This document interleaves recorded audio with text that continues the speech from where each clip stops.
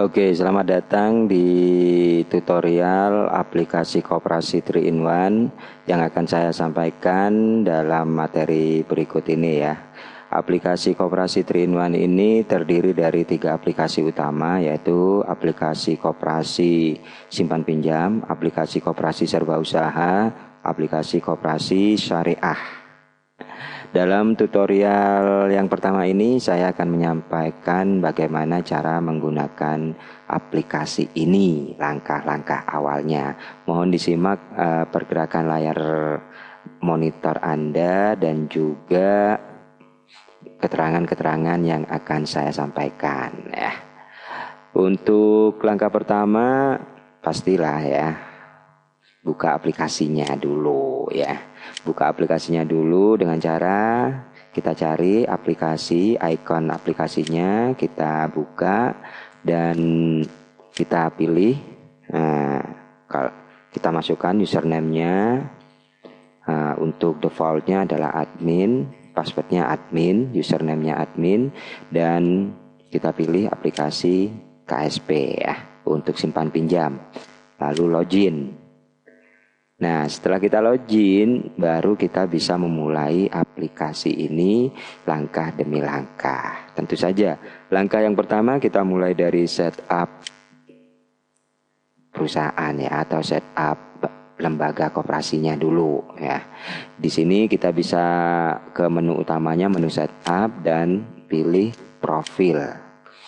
Di menu profil ini kita akan mengisi biodata dari koperasi yang akan kita gunakan. Contohnya di sini sudah saya pilih ya, sudah saya isi dengan namanya, nama ini untuk mengisi nama koperasinya, header ini untuk tagline ya, tagline dari koperasinya, misalkan membangun ekonomi kerakyatan misalkan ya.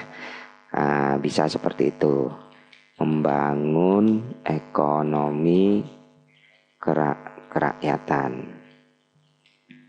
Nah, seperti ini. Nah, di sini di bagian isian NPWP maka kita isi saja nomor NPWP-nya, dan di sini ada juga tempat pengisian tanggal pengukuhan PKP ya.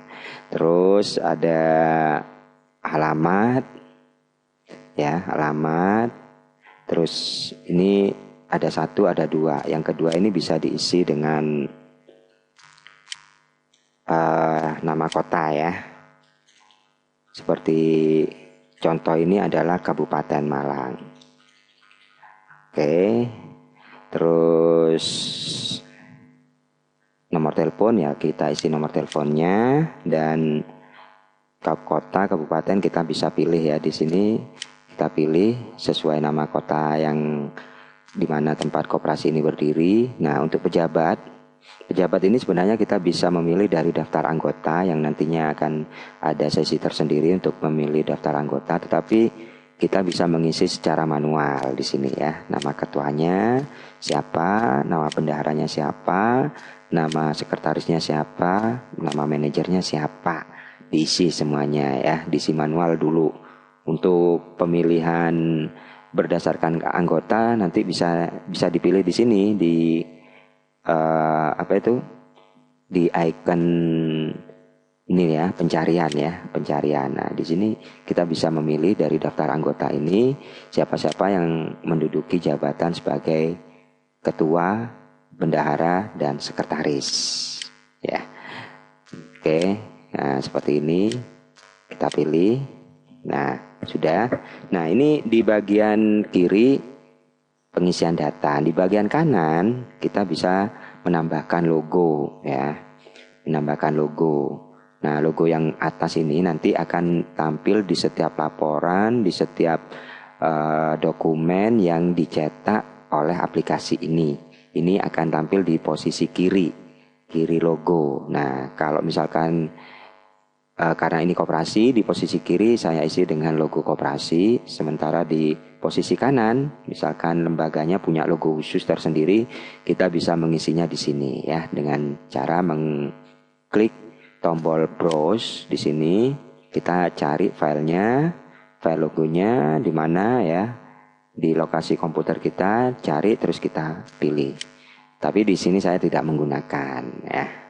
Nah, dengan ketentuan ini 1350 piksel panjang, lebar 1350 piksel ya. Dengan ketentuannya ini ya, nggak boleh lebih dari ini. Kalau lebih dari ini nanti akan disusutkan sebesar ini.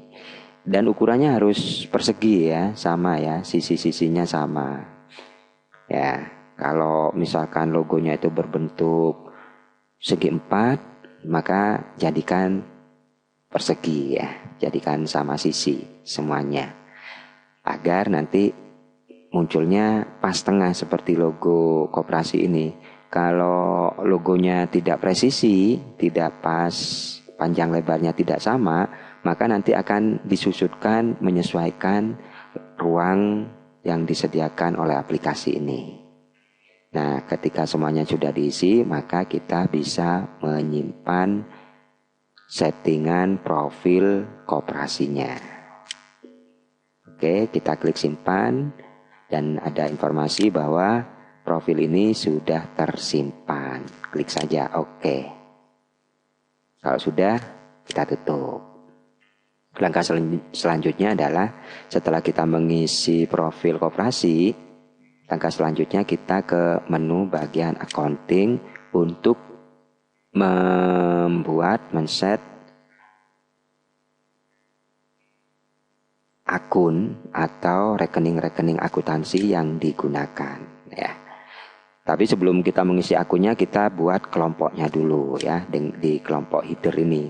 Header ini adalah nama-nama kelompok akun yang akan kita buat nantinya.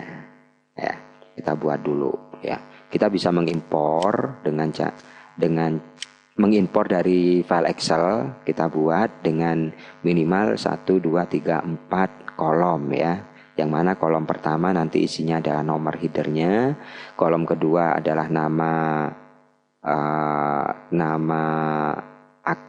kelompoknya ya. Terus yang ketiga adalah nama grup ya, nama grupnya yaitu aktiva lancar, hutang lancar, modal dan lain sebagainya. Nah, yang kolom keempat ini isian yang keempat, nanti di filenya itu kita data itu dimulai dari baris keberapa itu ya. Lebih detailnya nanti kita buatkan sesi tersendiri lah cara mengimpor data dari Excel. Demikian juga untuk akun, itu tadi kan kelompok akun ya, header akunnya ya, level pertama dari akun.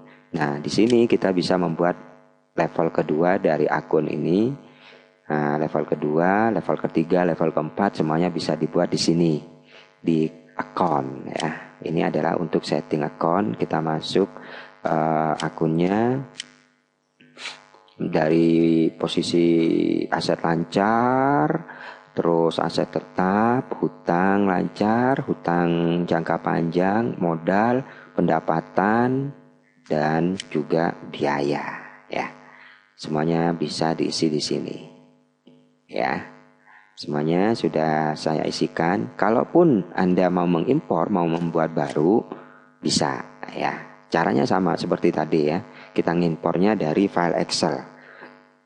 Dan Excel yang bisa dibaca oleh aplikasi ini adalah Excel tahun 97 atau 2003 ya, sampai 2003.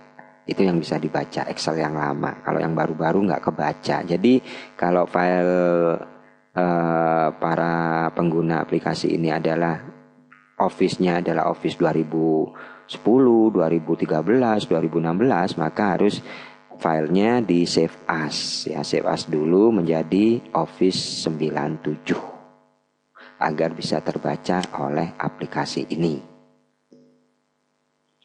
Saya kira ini yang harus kita persiapkan dulu. Kita membuat akun, membuat headernya, lalu setelah itu baru kita membuat neraca awal dari koperasi yang kita